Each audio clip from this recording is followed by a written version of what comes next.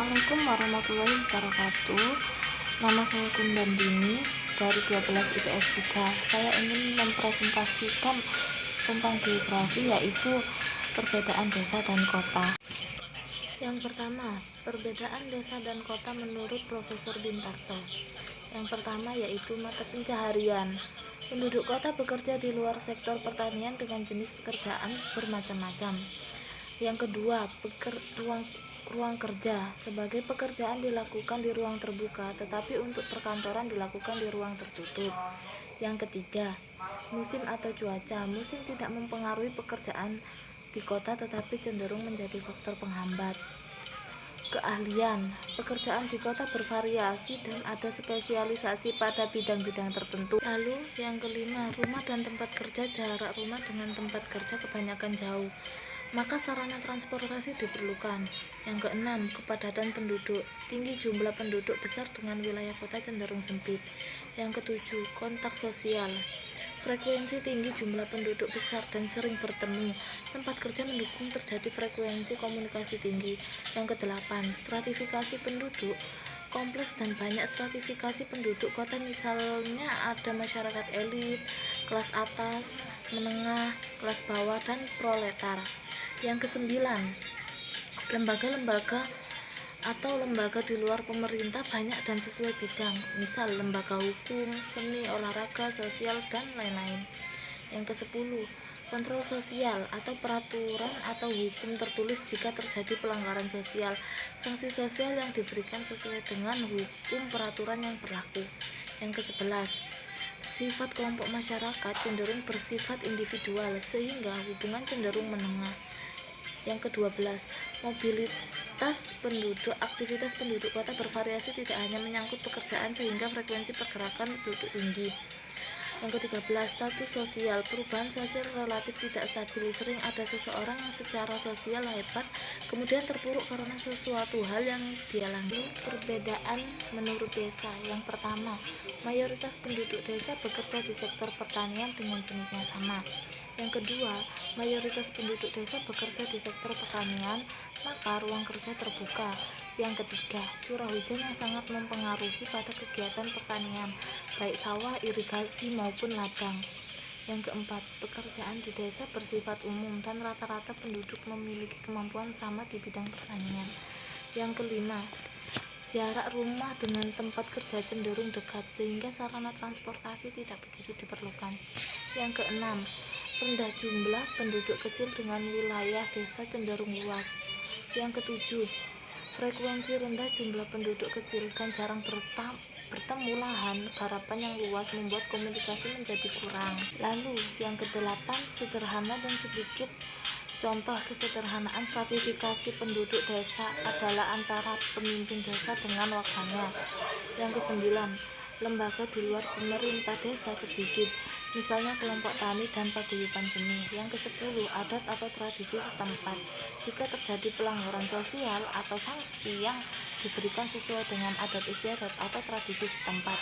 Yang ke-11, cenderung bersifat gotong royong, menjadi ciri khas yang mempererat hubungan. Yang ke-12, aktivitas penduduk desa di luar pekerjaan cenderung sedikit sehingga pergerakan penduduk rendah. Yang ke-13, perubahan sosial di desa cenderung jarang terjadi, misalnya dari perubahan jabatan, pendidikan, kekayaan, maupun faktor lain. Perbedaan desa dan kota menurut perkembangannya. Perkembangan desa. Menurut klasifikasi, tingkat perkembangan desa terbagi menjadi 3 jenis, yaitu yang pertama, desa swadaya. Desa swadaya adalah desa yang memiliki potensi tertentu tetapi dikelola dengan sebaik-baiknya. Dengan ciri yang pertama, daerahnya terisolir dengan daerah lainnya. Yang kedua, penduduk jarang. Yang ketiga, mata pencaharian homogen yang bersifat agraris. Yang keempat, bersifat tertutup. Yang kelima, masyarakat memegang teguh adat. Yang keenam, teknologi masih rendah. Yang ketujuh, sarana dan prasarana sangat kurang. Yang kedelapan, hubungan antar manusia dengan sangat erat. Yang kesembilan, pengawasan sosial dilakukan oleh keluarga. Yang kedua, desa swakarya. Desa swakarya adalah pelarian atau transisi dari desa swadaya menuju desa swasembada. Ciri-ciri desa swakarya adalah yang pertama, kebiasaan atau adat istiadat sudah tidak mengikat penuh. Yang kedua, sudah mulai mempergunakan alat-alat dan teknologi. Yang ketiga, swakarya sudah tidak terisolasi lagi walau letaknya jauh dari pusat perekonomian. Yang keempat, telah memiliki tingkat perekonomian, pendidikan, jalur lalu lintas dan prasarana lain. Yang kelima, jalur lalu lintas antara desa dan kota sudah agak lancar. Nah, yang ketiga, desa swasembada. Desa swasembada adalah desa yang masyarakatnya telah mampu memanfaatkan dan mengembangkan sumber daya alam dan potensinya sesuai dengan kegiatan pembangunan regional. Yang pertama, ciri-ciri desa swasembada. Yang pertama, kebanyakan berlokasi di ibu kota kecamatan. Yang kedua, penduduknya padat. Yang ketiga, tidak terikat dengan adat istiadat. Yang keempat, telah memiliki fasilitas-fasilitas yang memadai dan lebih maju dari desa lain. Yang kelima, partisipasi masyarakat sudah lebih efektif. Yang kedua, perkembangan kota. Tahap eopolis merupakan suatu wilayah yang telah berkembang dan telah diatur menjadi kota. Yang kedua, tahap polis merupakan kota yang memiliki sifat agraris, pusat keagamaan, dan pusat pemerintahan. Yang ketiga, tahap metropolis merupakan kota besar yang perekonomiannya mengarah ke sektor industri. Yang keempat, tahap megapolis merupakan beberapa kota metropolis yang berdekatan dan membentuk jalur perkotaan yang sangat besar.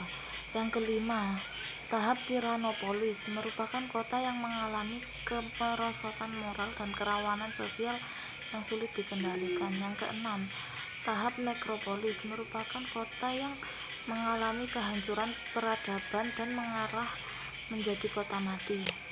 Pola keruangan desa menurut Doug Joely. Yang A, bentuk desa linear atau memanjang mengikuti jalur jalan raya atau alur sungai.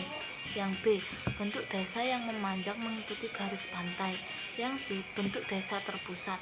Yang D, bentuk desa yang mengelilingi fasilitas tertentu. Gambar pola keruangan dan menurut Pintarto. Yang pertama, keterangan. A, memanjang jalan, B, memanjang sungai, C, radial, D, tersebar, E, memanjang pantai. Gambar pola keruangan kota atau struktur kota. Ekosentris. Yang pertama, zona pertama sebagai pusat dan kegiatan inti seperti bisnis dan pemerintah atau central business. Zona 2 sebagai penunjang pusat kota atau zona peralihan.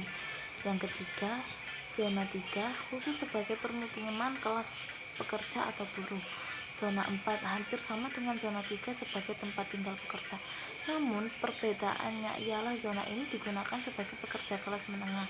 Pekerja kelas menengah yang dimaksudnya ini profesional yang telah memiliki jabatan yang menunjang sehingga mereka memilih untuk tinggal sedikit lebih jauh dari pusat kota untuk menghindari kepadatan di zona 3. Zona kelima, permukiman bagi orang-orang yang menginginkan tempat tinggal yang tenang, jauh dari keramaian kota. Zona ini merupakan permukiman yang beralih di zona pertanian. Yang kedua, teori sektoral, pusat kegiatan. Yang kedua, zona manufaktur dan daerah grosir. Yang ketiga, kelas rendah, kelas menengah, dan kelas tinggi. Yang pertama yaitu teori ganda. Zona 1 sebagai pusat kota dan kegiatan inti seperti bisnis dan pemerintah atau central business. Zona 2 merupakan daerah grosir dan manufakturkan yang banyak terdapat pada daerah ini. Zona 3 sebagai permukiman kelas bawah. Zona 4 permukiman kelas menengah. Zona 5 yakni permukiman bagi orang-orang yang menginginkan tempat tinggal yang tenang dan jauh dari keramaian kota. Zona 6 daerah manufaktur berat. Zona 7 khusus bagi daerah pusat berbisnis di luar kota. Zona 8 yakni permukiman di pinggir kota atau suburban. Zona 9 yakni daerah penunjang kota namun terletak di pinggiran kota untuk memenuhi kebutuhan masyarakat yang tinggal di wilayah pinggiran kota atau suburban. Yang keempat, teori poros. Teori selanjutnya menjelaskan bagaimana jalur transportasi berperan utama dalam memberikan pengaruh pada struktur ruang kota ini. Mengapa jalur transportasi berperan utama? Karena mobilitas, fungsi, dan penduduk mempunyai fasilitas atau intensitas yang sama dalam konfigurasi relief kota yang seragam. Yang kelima, teori historis adalah teori keruangan kota yang didasari atas nilai sejarah yang berkaitan dengan perubahan tempat tinggal penduduk kota tersebut. Teori ini dicetuskan oleh Alonso pada tahun 1964. Perubahan tempat tinggal yang dimaksud yakni masyarakat tertarik untuk membangun permukiman di pinggiran wilayah CBD atau Central Business District atau pusat kota, karena wilayah CBD mengalami perubahan teknologi yang cepat di bidang transportasi dan komunikasi. Gambar bentuk-bentuk kota. Yang pertama, orthogonal gridiron merupakan penyebaran dari pertumbuhan yang sama secara umum tanpa adanya perbedaan yang berarti dan mempunyai pusat lokal utama. Yang kedua, spiderweb. Spiderweb merupakan salah satu bentuk kota yang sangat umum. Kota ini mempunyai kepadatan yang tinggi. Yang ketiga, the square cities atau bentuk bujur sangkar. Bentuk bujur sangkar menunjukkan adanya kesempatan perluasan kota ke segala arah yang relatif seimbang dan kendala fisikal relatif tidak begitu berarti. Lalu yang keempat, octopus atau star-shaped cities atau bentuk gurita atau bintang. Pada bentuk gurita, jalur transportasi tidak hanya satu arah, tetapi beberapa arah ke luar kota. Yang kelima, the rectangular cities atau bentuk 4 persegi panjang. Melihat bentuknya, orang pada melihat bahwa dimensi memajang sedikit lebih besar daripada dimensi melebar. Yang keenam, satellite and neighborhood lines atau bentuk satelit dan pusat-pusat baru.